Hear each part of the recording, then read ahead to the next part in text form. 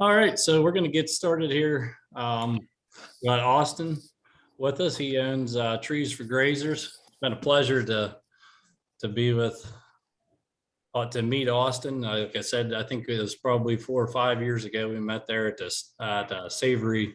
Alan Savory was speaking at a conference, and a lot of people were paying attention to what Austin had to say as he was trying to figure out how to incorporate trees into pasture systems.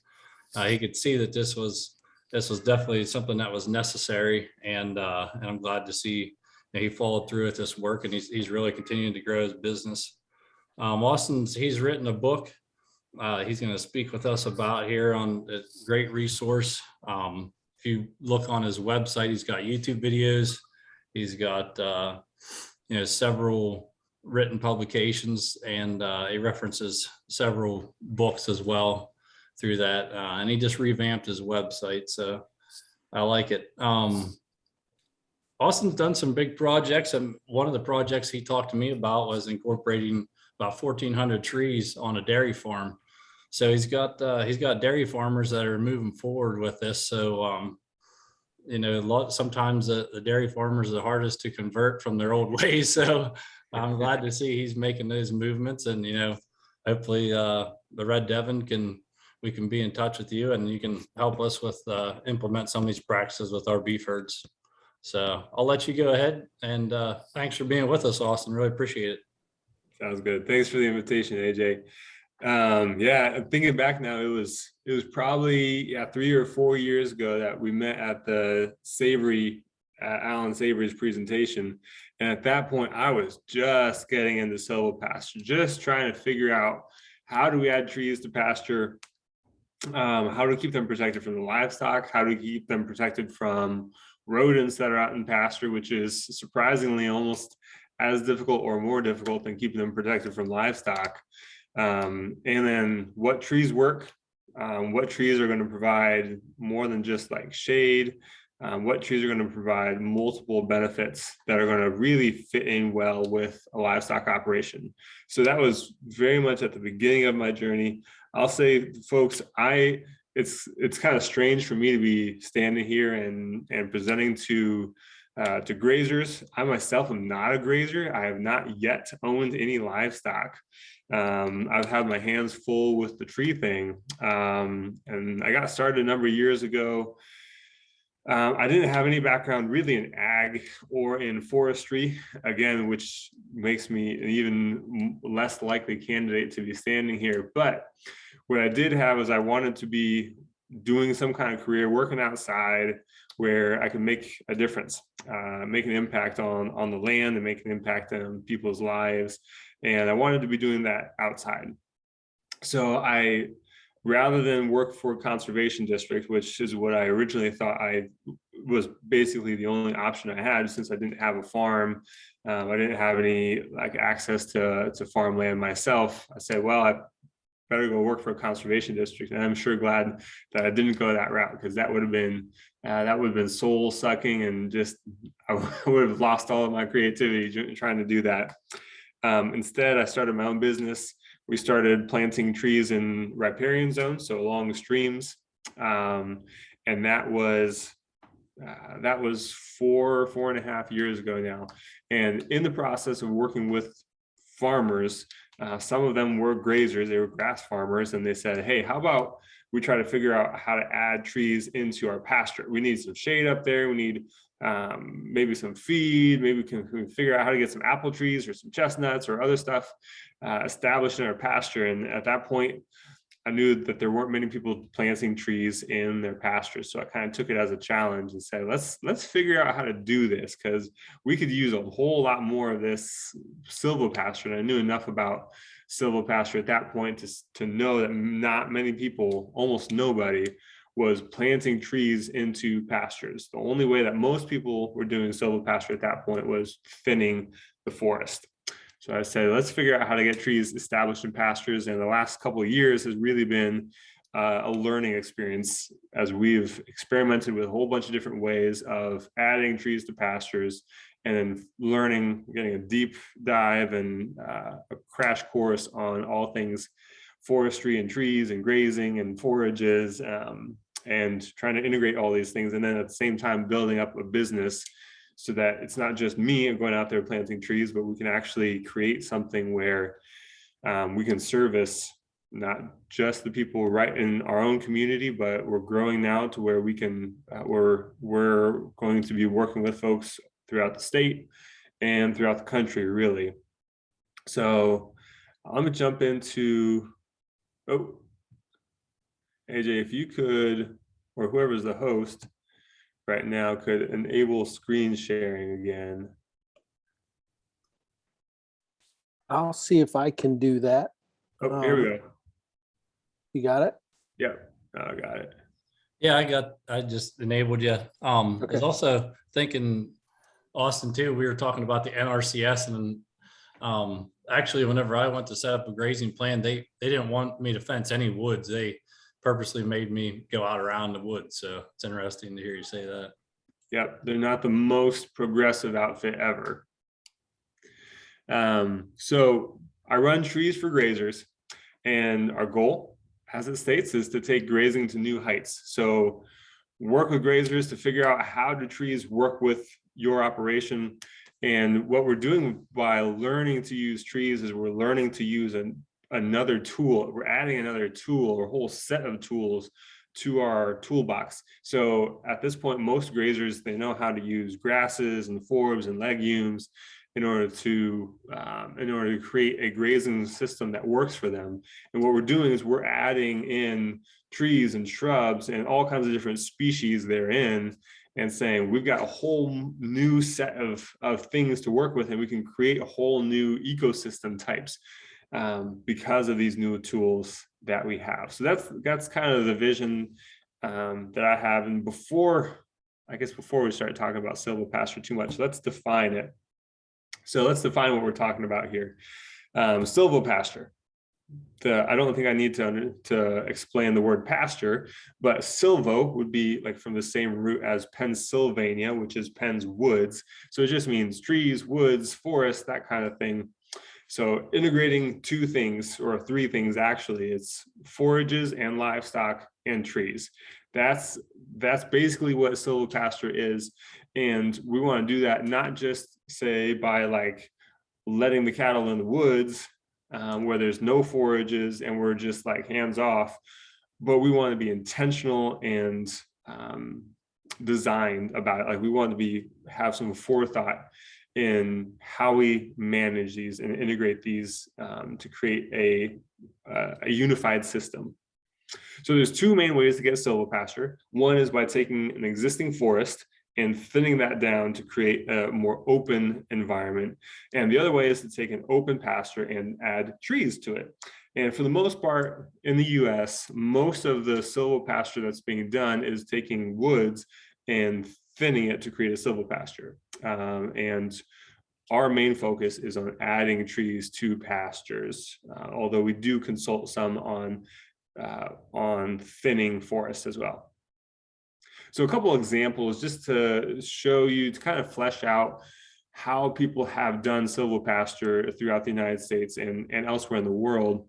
So timber silvopasture is probably the most common way that it's done at this point in the United States. In the Southeast is where most silvopasture happens here in the US. It's in pine plantations. And what that allows livestock or producers to do is they can get an annual return on the same land that their pines are while they're waiting for their pine harvest, right? So once every 20 years or so, they get a pine harvest, and then every year they can get some revenue from their livestock. And depending on where in the country you are, you're going to be using different species of trees. So pine plantations in the Southeast and in the Pacific Northwest as well. In the North, it's going to be more like black locust or other hardwoods are going to be your main timber types if you're going after timber with your silvopasture. Orchard silvopasture. So livestock have always been integrated into orchards up until the last 100 years or so, whether it's like ruminants to keep down your forages, or hogs or chickens in order to clean up your dropped apples or your dropped fruit and interrupt pest cycles. livestock have always been a crucial part of orchards and fruit production. And there's an opportunity to reintegrate livestock into orchards. And then the Dehesa. The Dehesa is probably the most well-known silvopasture system in the world. And what it is it's this unique system that exists mostly in Spain and Portugal. Although here in the United States, we had what was called the oak savanna as well across a really large part of our landscape, actually from probably right in the middle of the United States, all the way out to the East Coast. A lot of that was oak savanna, oak hickory, a lot of fire resistant species, because the understory would have been burned. And what you would have been left with was it's like widespread trees. And a lot of those were oaks and hickories and chestnuts, American chestnuts before the blight. So picture a scene like this, beautiful trees, lush forages underneath. And in the Dehesa, they have two types of oaks that are their primary trees. One's a cork oak, from which people get the cork for like a wine bottle. And then the holm oak, which produces this really big acorn that's primarily there to feed hogs. But their cattle and their sheep will eat those acorns as well. And then their sheep, mostly they're running merino sheep for their nice wool, and their hogs, they produce what's called Iberian ham, which sells for over $100 per pound. So it's really high quality, very special. And then the wildlife value in here is phenomenal. So the Dehesa is home to some of the most critical animals in Spain. So the Iberian lynx, and there's this endangered eagle that lives there. There are two, red deer, wild boar. In fact, many of the farmers in the Dehesa earn more money from hunting and hunting leases than they do from their food production. Even this Iberian ham that's $100 a pound, they earn more money from hunting. And I think that could be the case here in the United States as well. For people who want to invest in silvopasture, you're going to create a lot of unique hunting opportunities, and hunters are a great clientele, because they're quickly willing to spend a lot of money in order to get good hunting opportunities. So the savanna of Africa, so like the Serengeti, is a picture that we're all familiar with. We all recognize this, and basically it's a silvopasture with the livestock being replaced by large herds of wild game. So when we're adding trees into a silvopasture, into a pasture, there's two main routes that we can take. One is we can add new trees, new enterprises to our farm. So think chestnuts or cider apples. So we're going to create a new business enterprise on that farm through a tree crop that we're going to sell to people. So that's one thing that we can do. The other thing that we can do, which is more simple, doesn't take as much investment in harvesting and processing, is to add trees that are going to be there just for the livestock. So if you already have, say, a beef operation, you're adding trees for those beef animals. And you're not worrying about adding new enterprises, but you're just worrying about providing shade and shelter and additional feed. And you can do both of these things at the same time. There's no rule against it. But generally, these are the two paths that people can take, and you kind of have to decide: do I want to make the investment in a new business for my farm, or do I have, say, juniors coming up on the farm and we want a second income stream? And then it might be a really good option to invest in a tree crop or a series of different tree crops to diversify your income on that farm. Primarily, we focus on planting trees for the benefit of livestock, and that is our first concern, the thing that we focus on the most. So we're going to dive into each one of these, the benefits of shade, shelter, feed, both during the summer and the winter, and then soil health benefits. Shade is what brings most people to silvopasture, is what makes most people want to plant trees in their pasture. And we all know the value of shade, especially during the summer. We feel it intrinsically. And a couple of things that we can do with shade is we want to select trees that have their canopy really high up on the tree. So if you look at this picture, you see that there's no limbs on the bottom, say 15 feet of these trees, and their canopy is really high up on the tree. And what that does is throughout the course of the day, the shade that's cast from that canopy is going to move a lot from one end of the pasture to the other end of the pasture. And so the livestock that are seeking that shade, they're going to move from one end of the pasture to another. We want our trees to be pretty evenly spread out throughout the pasture. So if you have all of your shade is on one side of the pasture, then all of your livestock are going to be right underneath that pasture right underneath the shade on that side of the pasture. So there's people who ask good questions about, well, we probably shouldn't put trees into pastures because they're all going to go underneath that one tree. And that's because for the most part, when we look at pastures today, most pastures only have like one tree or one cluster of tree or a very small area of trees. And then you get all of your animals clustering their impact and their manure and their eating underneath those few trees. And what we want is we want to design this, we want to plan this for shade everywhere, so that and manage our trees in such a way that livestock are going to move. Another benefit is going to be shelter for livestock, and the further north we go, the more benefit that is. It's especially important for those who have sheep and who are like lambing and during inclement weather, because there's no better way to lose lambs than cold, windy, wet weather. And having access to shelter is a great way to reduce losses there. And I think a lot of people don't recognize it, but there have been enough studies showing that there's significant efficiency gains that can be had when livestock have access to windbreak. They don't burn as many calories, which means they don't need as much food. And so your hay bills or your use of stockpile will go down during the winter. And any less hay that you can use is more money in your pocket. So one of the main benefits that we've learned to use here of trees is adding feed during the most critical times of the year. So most of the people in our area are grazing on cool season perennial forages. And it would be great, except for these cool season perennials do not produce the same amount of forage all throughout the year. And so we have to supplement with hay. We have to make hay when there's a lot of forages and feed it when there's no forages.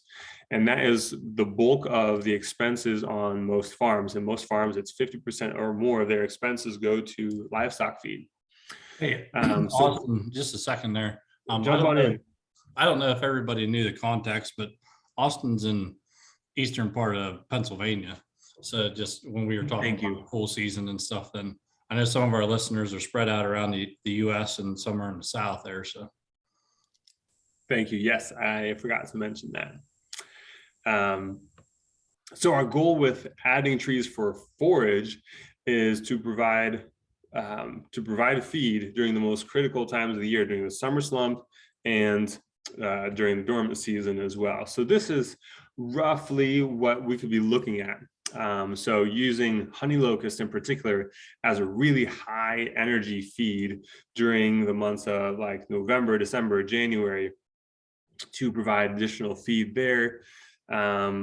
Using fodder trees during the summer months, using mast species like oaks and persimmons and apples to provide additional feed during the fall as well. So using these, they occupy different time niches, right? And by combining them, we can reduce feed costs and be more self-sufficient on each farm.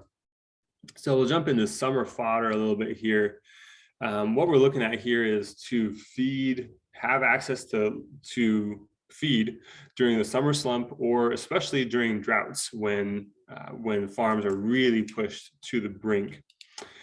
What we can do is manage trees in such a way that we can have access to leaves, and they're going to regrow year over year over year. And so every year during a summer slump, or every so many years when a drought comes, and we know that droughts will come, then we can have that access to tree fodder, where it's kind of like an insurance policy that we know we're going to have to draw on someday. And trees are fantastic for that because they're deep rooted. They're going to have access to water even when other forages don't have access to water anymore. And if you have a good summer and you don't need to access that tree fodder reserve, then you can feed your forages, your tree leaves during the fall, so that you reduce the amount of pressure on your forages, so that your forages can stockpile longer into the winter, so that every day that you're feeding this leaf fodder, this tree leaf fodder, is one less day that you have to feed hay during the winter. Then looking at winter feed. So what options do we have for winter? We're mostly looking at honey locust and persimmon. Both of those are going to be high energy feed crops that are dropping from the sky completely for free. And you can produce well over 1,000 pounds per acre of dry matter in the form of really high energy and high quality feed stuff. Then one more thing to look at is the benefit of trees to our soils. So certain trees like black locusts, honey locusts, alder, they will fix nitrogen. So they'll act like big oversized clovers and pump extra fertility into the soil beneath. And much of that will be shared eventually with forages as well.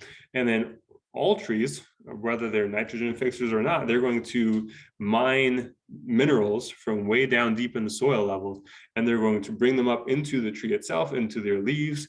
And then when those leaves drop, those minerals are going to become available back on the surface level of our soil, and those minerals will then be available to shallow rooted forages. So we're cycling minerals from deep underground into more shallow layers of the soil. And I was at an event a couple weeks ago here, just locally, where John Kempf, a pretty well-known speaker, was in attendance. He was speaking, and he was saying that when you're looking at soil health, if you have good soil biology, that beats out having the right soil chemistry any day of the week. If you can have a diverse and healthy and abundant biology in your soil, that is going to give you the results that you want. That's going to give you health and resilience in your soils and in your forages. And what we can do by adding trees is we're going to add more diversity and more life to our soils. Then real briefly, I know this is the Red Devon Association, but I know many of you will probably have other types of livestock as well, probably hogs or poultry. And both of those, both hogs and poultry, they're jungle animals. They live in the woods. They want shade, they want shelter, and they also are not primarily grass-fed, right? Even though they eat some, they primarily they'll eat in the case of hogs, they'll eat a lot of roots, acorns, persimmons, apples, plums, pears, chestnuts, whatever they have access to. And for poultry, if they can have access to fruits like mulberry or persimmon or any other kind of fruit that you can plant there for them, you're going to reduce your feed costs. You're going to create an animal, create a product, so whether it's the eggs or the meat, that stands out because no one else has, say, mulberry fattened broilers.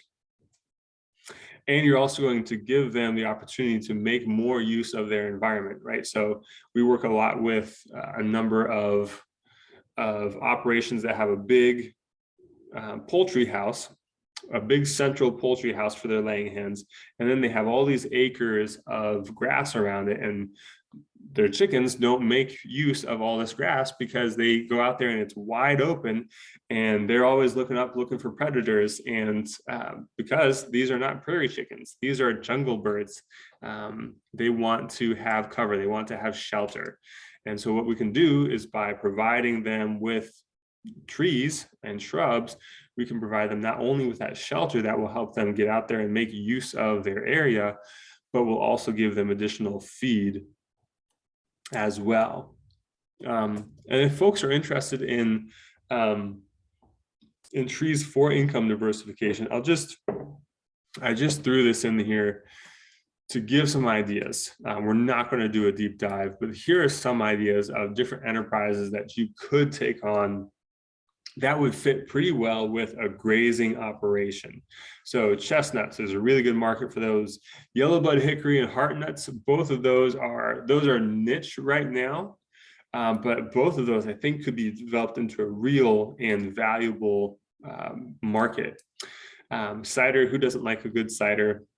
Timber is the most common additional revenue stream from silvopasture. The issue with it is that it's really long term, and acre for acre, you tend to not make a whole lot of money off of timber, but it is a solid additional income stream, especially if you're managing for really high quality timber like black walnut or something like that. Although if you plant a black walnut, it's a gift. It's a gift to your children or your grandchildren, but you can leave a really, really good legacy that way. And then hunting is one that, whether it's for income diversification or for your own use, I think that's one place where silvopasture really has an opportunity to shine and get a lot of people excited, because people get really excited about hunting, right? You get really excited about a trophy buck in a way that they might not get excited about saving money on grazing or providing shade. So at this point, we should figure out, is this just something for tree huggers? Is this just something that I should do because it's good for the environment or good for climate change or whatever? And my answer is no. This is something that really should be considered by anyone who's serious about conservation, anyone who's serious about making money grazing. Like if you want to make money grazing, you should really take a look at silvopasture. And in fact, you should not just take a look at it, but you should actually do it. And I'll expound on why. So we'll take a look at a little bit of numbers. It's not really all that fun to dive into numbers in a webinar presentation, but we'll do our best here.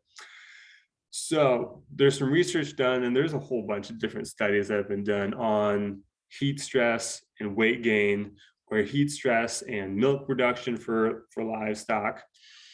Here are some numbers about how this could work for beef animals in my general area. The actual research was done in Kentucky, and they found that over roughly a month period, and this was over May to June, and it wasn't a very hot May to June either, that they found that animals that had access to shade, they gained an extra almost 1 pound per day, 0.89 pounds per day. And those were just their stockers. In fact, if you looked at the data for their cows, their breeding cows, if they had access to shade, they gained a good weight. If they didn't have access to shade, they lost weight over that period of time.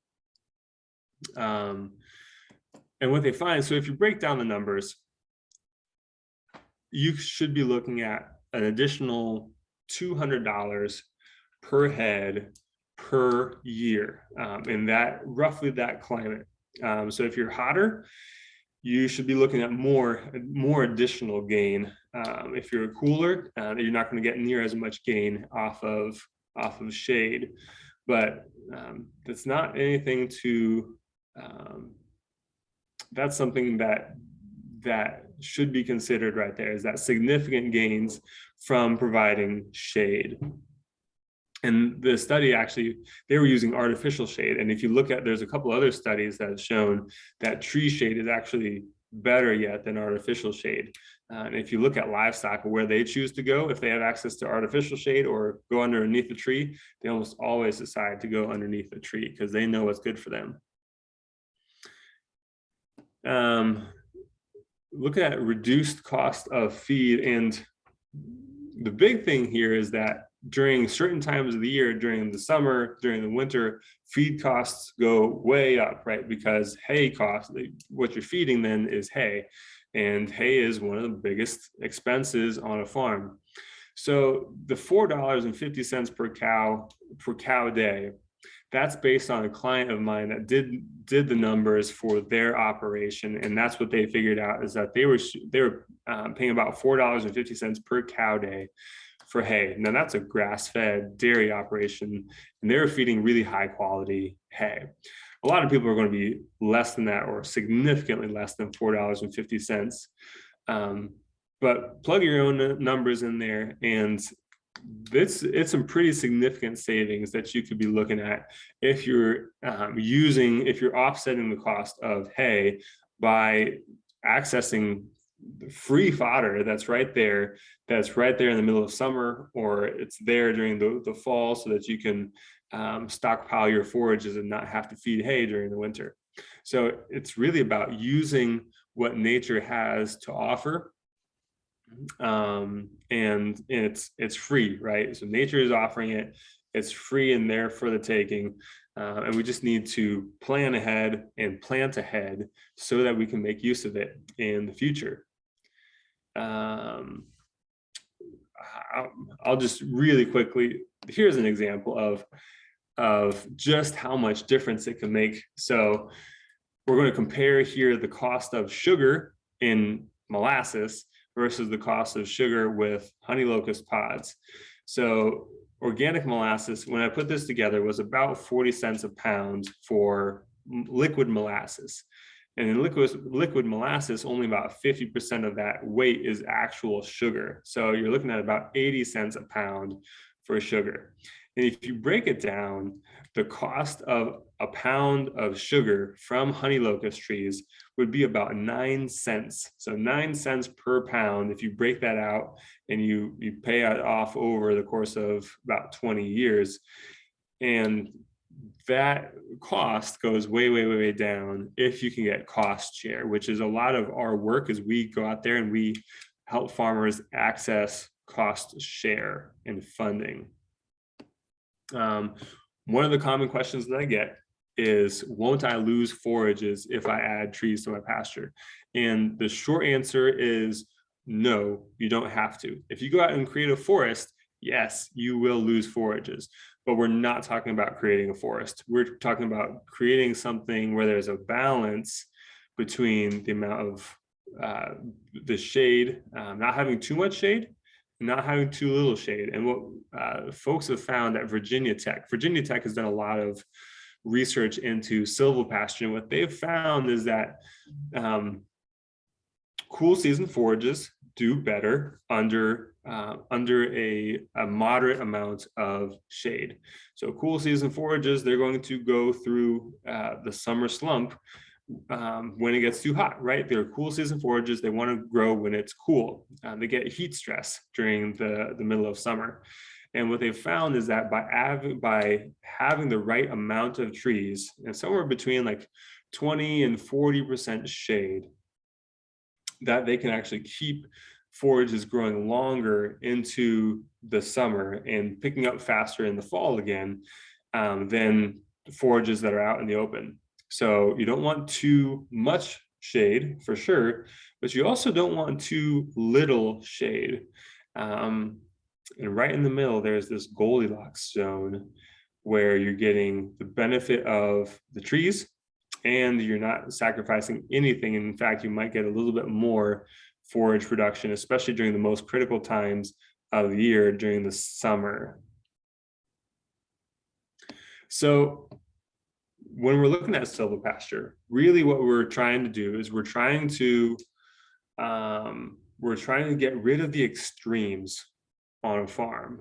So the extremes of too much heat or too little heat, if it's too cold, too much rain or too little rain. We want to lock that up in the soil that this higher carbon, higher organic matter soil, because we've added trees. We want to protect ourselves from high feed prices because all of the feed is being produced right there on the farm and being dropped for free or cut down for free for the livestock. Adding trees is also a really good way to add productivity. It's a much more cost-effective way to add productivity to your land than buying additional land. Buying land is, in most areas, not all that cheap. And when you buy land, also, you're buying land that can produce a lot of forages, typically during the spring and during the fall, which if you're a grazer, that's when you already have a whole lot of forages during the spring and during the fall.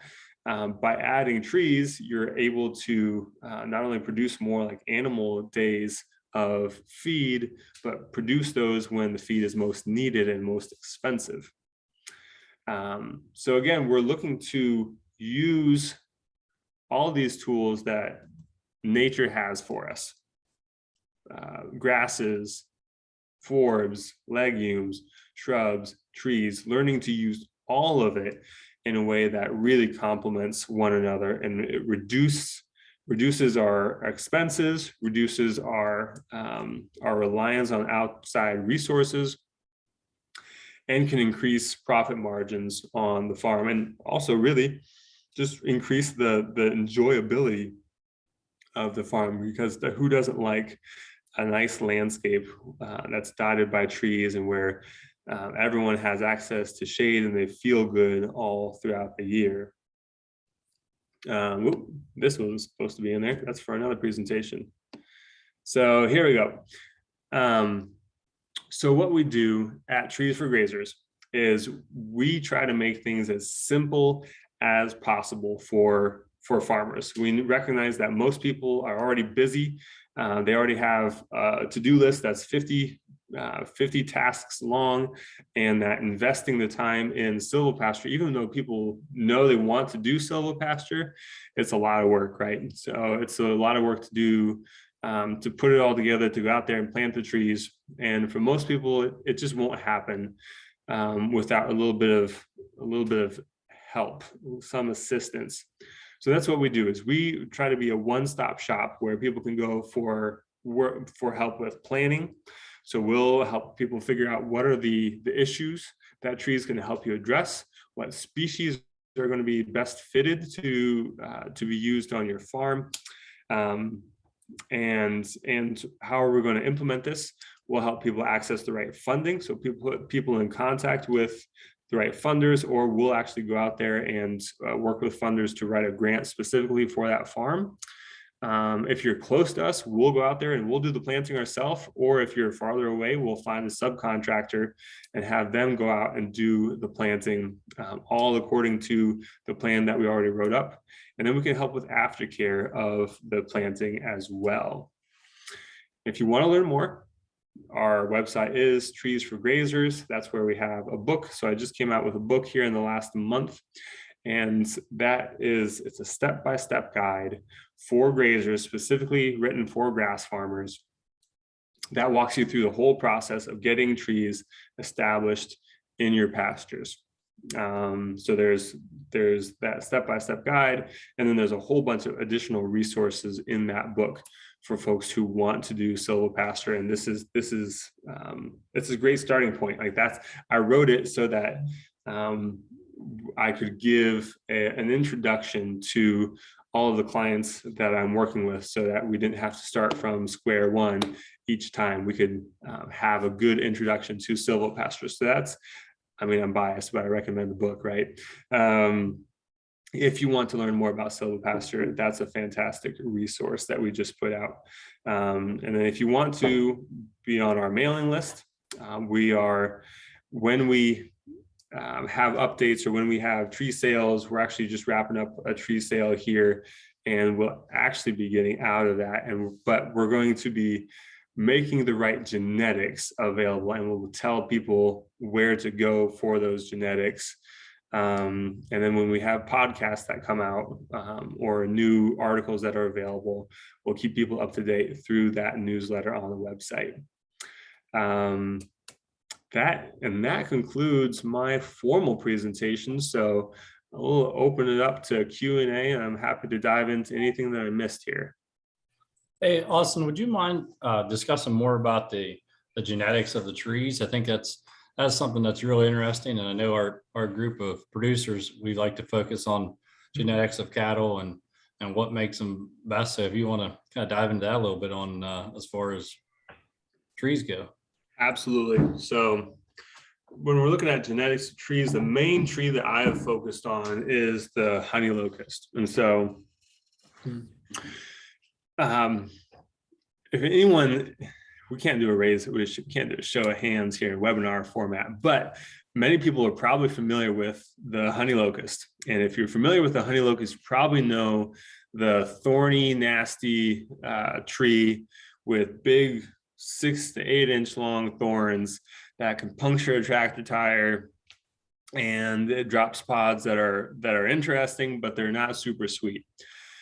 That's where the genetics really come into play. So that honey locust can absolutely be a nasty, terrible tree, but it can also be a tree with 0 thorns on it and these really high energy pods. And it's all a matter of genetics, right?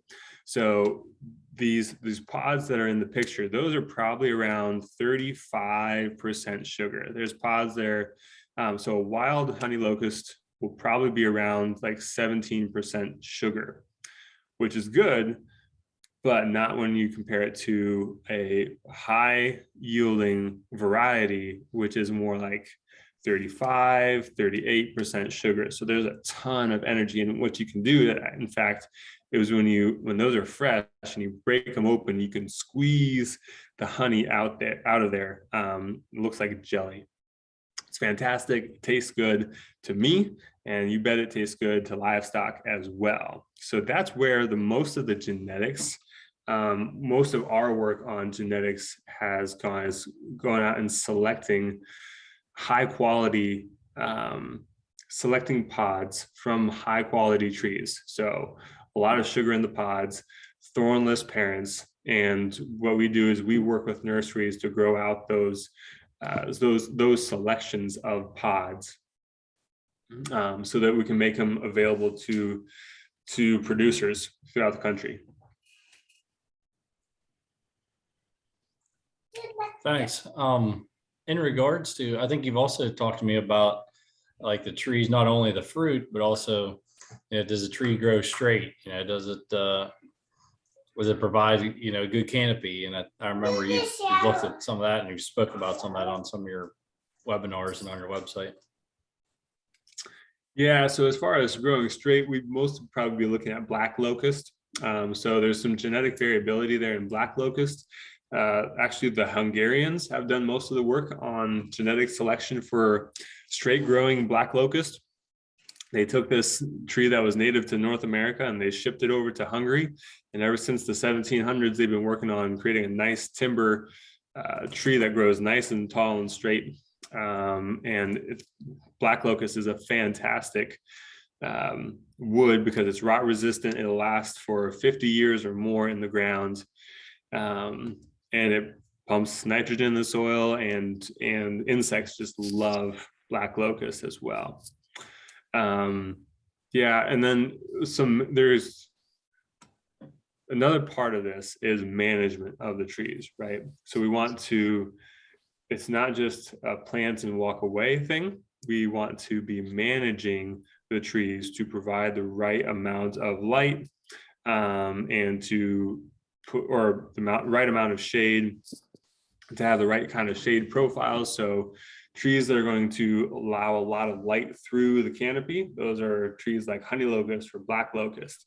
And ideally, we want to be pruning off the lower branches of our trees so that the canopy only starts high up on the tree. Yeah, that's part of ongoing management of the trees, and we could get into a whole lot more there if we wanted to. No, I appreciate that. That's good. I had two other questions coming in here. One question says, do you know of any nurseries that grow thornless high sugar honey locust in Canada? Oh, I don't know about Canada. Most of the nurseries that are growing it, they're like super small, like permaculture inspired nurseries that are growing just a handful of it. This next year, we're going to be working with a nursery called Forest Keeling Nursery. They're out of Missouri, and I don't know if they'll ship to Canada, but I presume that they would. All right, thank you. Another question here was how do we protect the trees from the cattle as we're trying to establish them? Yeah, I don't know if I have a slide of that. Oh, well, here. So what we found to be the most valuable, the easiest way to get trees established in an active pasture is we use these tree shelters. So it's a plastic tree shelter with a fiberglass stake. And the beauty of it is that the fiberglass and plastic combination, it's an insulator, it's an electrical insulator. So we can establish that tree shelter around the tree, and we run a single strand of polywire along the tree shelter. And that keeps the livestock from messing with the tree. That's what we found to be the easiest way. So the whole thing is an insulator, and it allows us to do a whole lot of different things with in a lot of different configurations. So we can run the polywire, say at like 2.5 feet, right where your fence line would be. And if you want, that can be your paddock boundary. Or we can run the polywire at 6 feet. So we can run it above the heads of the livestock, and then we can wrap another shorter strand of polywire around the tube. And that way the whole tube is electrified, but livestock can move in and out between the rows of trees. So there's different things that we can do there. That's the one that I prefer, is using electric fencing. Okay, I had another question here from Matt Lewis. Do you see that? Here, let me pull that up. I can get it to you here.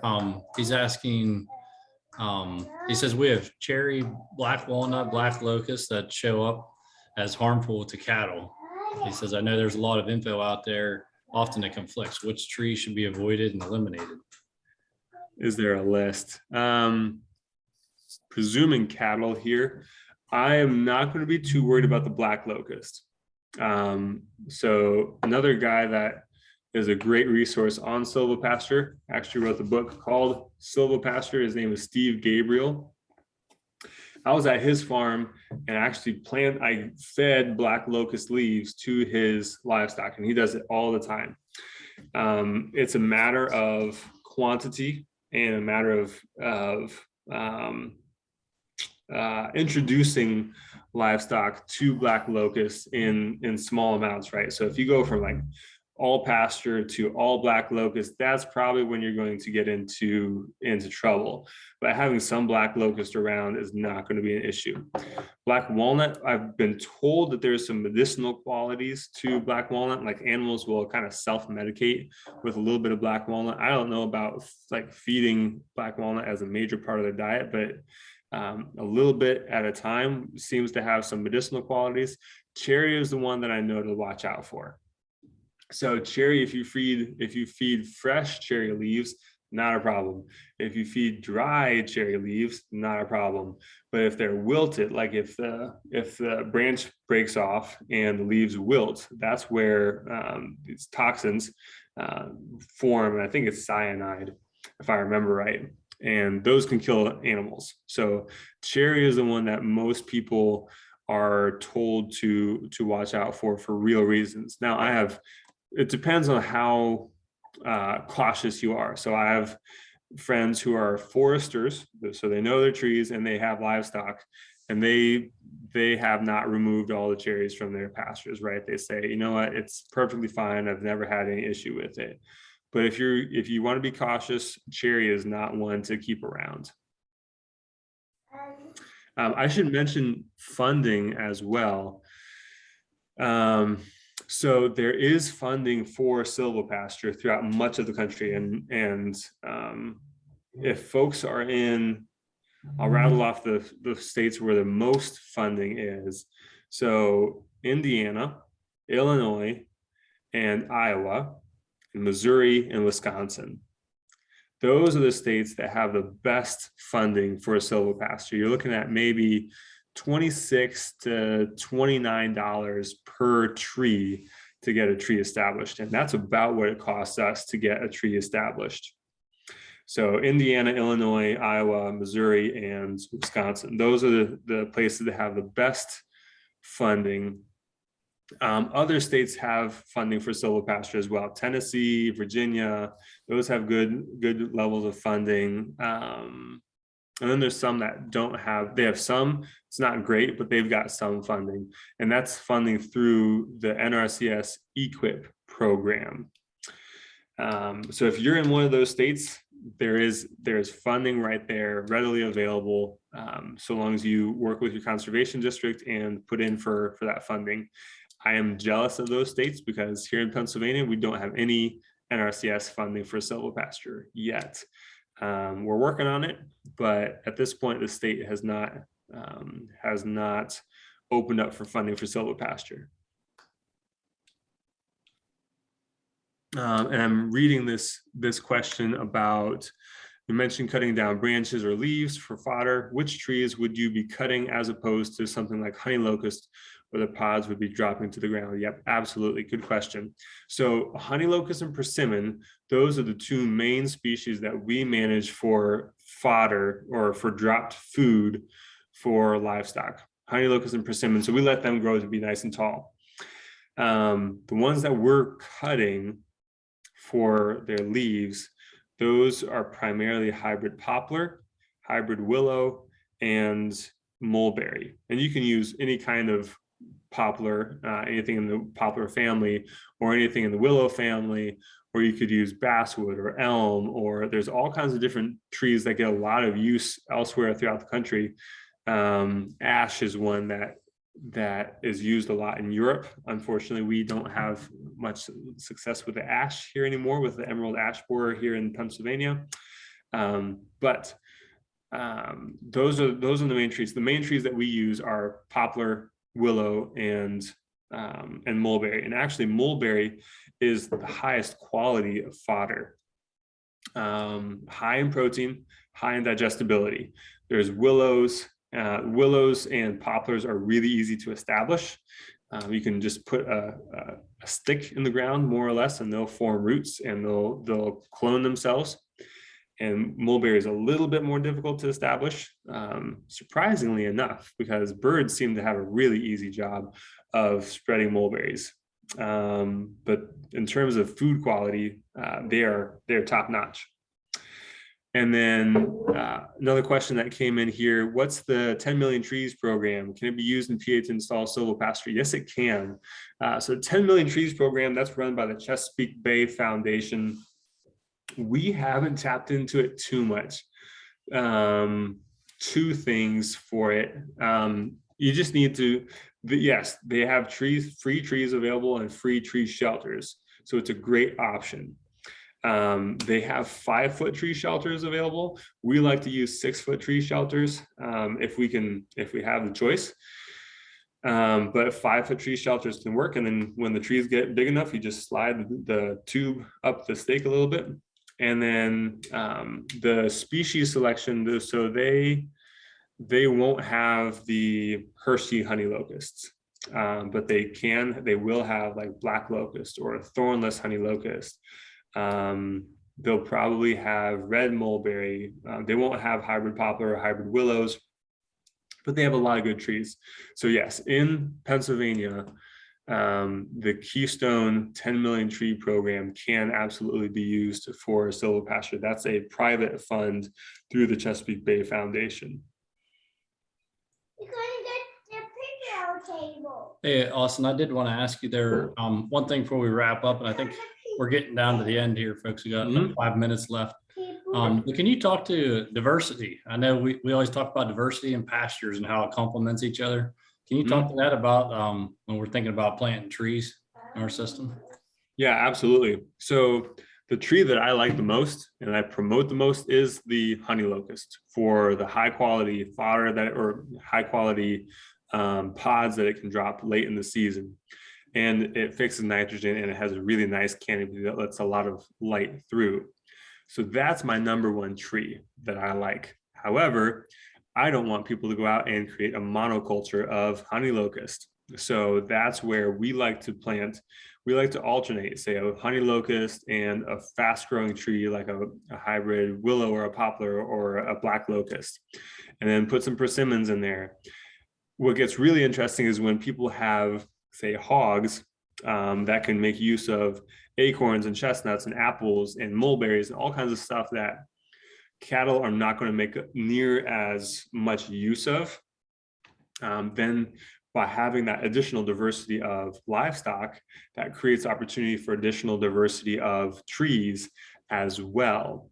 And then I would like to see us diversify our systems a little bit more, use things like basswood for pollarding, for leaf fodder, use things like, we'll see if there's any elms that are resistant to Dutch elm disease, and use those because that's the one that's often mentioned in Europe. Traditionally, they've done a lot of pollarding, and I'd like to use that species some more. And other species that are really good for pollinators, really good for bring some trees in there that are there for timber. I'm all about using diversity. However, when people are getting started with silvopasture, I tend to preach, keep it simple, at least for a while. Keep it simple. Don't make it too complicated. Most people have not done anything like this, planting hundreds or thousands of trees in their pastures. So keep it simple. Don't get it too complicated. And then you can add more diversity as you want over a period of time. All right, thanks. And then the one question I had for you that I asked you this morning, I'll follow up on it, was I was talking to you about how I had my cows rubbing on the trees. So I winter on, Lincoln, hold on. So I got cows that I'm wintering on pasture, and there's some trees along the edge, and they've been rubbing on them or chewing on them. And my question to them was, I've seen they strip bark off some of those trees. Well, those trees live, and I've been thinking about the management of fencing them off, but the ground's frozen, so I have trouble getting temporary to get them fenced out. So seeing what your thoughts were on that. Yeah, so that's the second time that's been mentioned to me here just recently. Yesterday or 2 days ago, a gentleman by the name of George Lake, I think he's, well, not super far from you, he's more central PA. He mentioned that to me, that his cattle were stripping these big mature trees of their bark, and his thinking is that there's something in the bark that his animals are deficient in. There's some kind of mineral in there that his animals are deficient in. He has a mineral supplement, but he says he thinks that there's something lacking in his mineral that is in the bark, and the animals have learned that that's what fixes whatever imbalance that they have. So it might be something where you should check your mineral or talk to someone who sells mineral in order to correct that imbalance. And if you looking at protecting the bark of the trees, I would look at, there's all kinds of different deer deterrent products out there on the market, or the simplest you could do is spray blood or some kind of something that's going to taste or smell bad on the bark, and that's going to deter livestock as well from eating on that. But ideally, if we can figure out, and I'm not an expert in animal nutrition, but if we can figure out why they're chewing on that, that would be and can solve that mineral deficiency problem, if that is what it is. That would be the ideal thing to do. And then in terms of will they survive? Obviously, if you're chewing on the bark, or if the livestock are chewing on the bark, that's going to open up the tree to more disease, more pathogens. But in general, so long as there's some connective tissue from the roots up to the tops, and they haven't been girdled all the way around, there's still opportunity for the tree to bounce back and survive.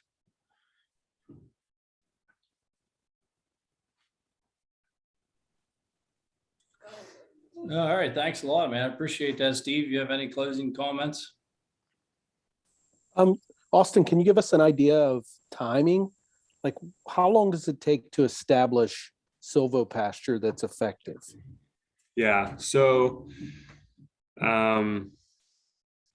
let's see here.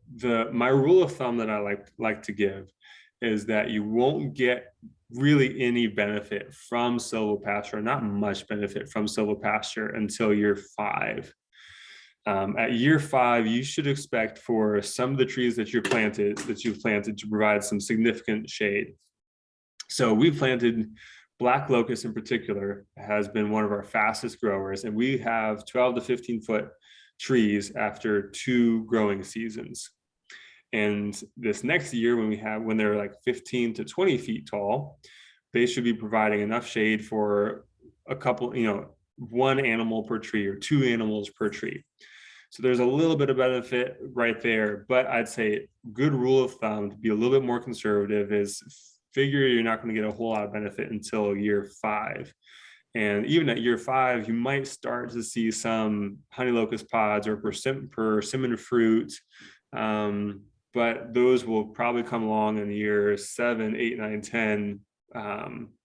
So it's a long-term thing, right? It's a long-term game. It's investing in the future.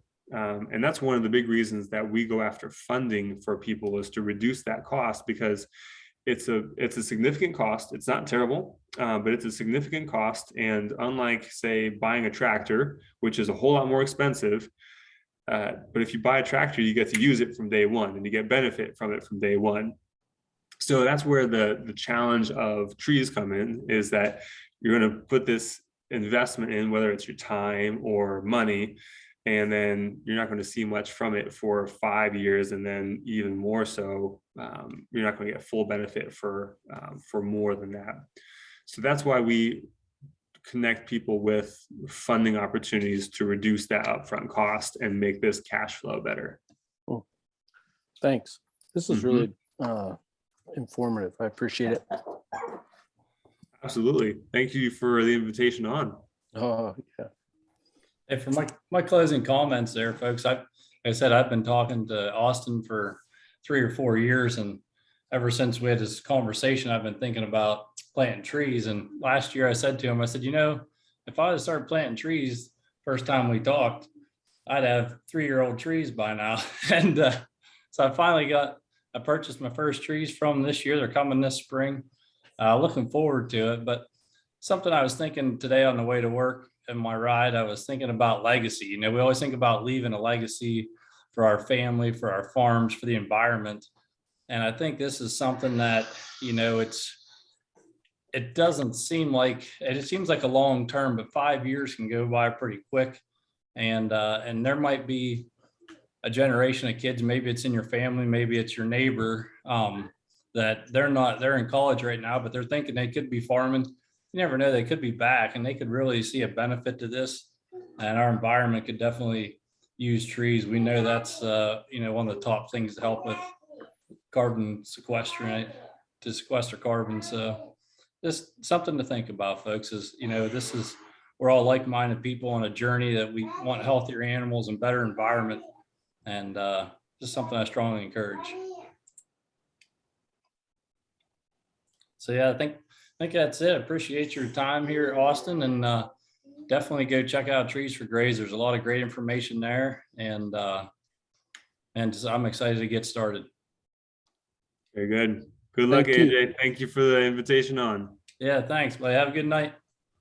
Thanks everyone for attending. We'll see you here in a couple of weeks with Darren to talk about minimal vaccinations, and really looking forward to what he has to tell us about that too.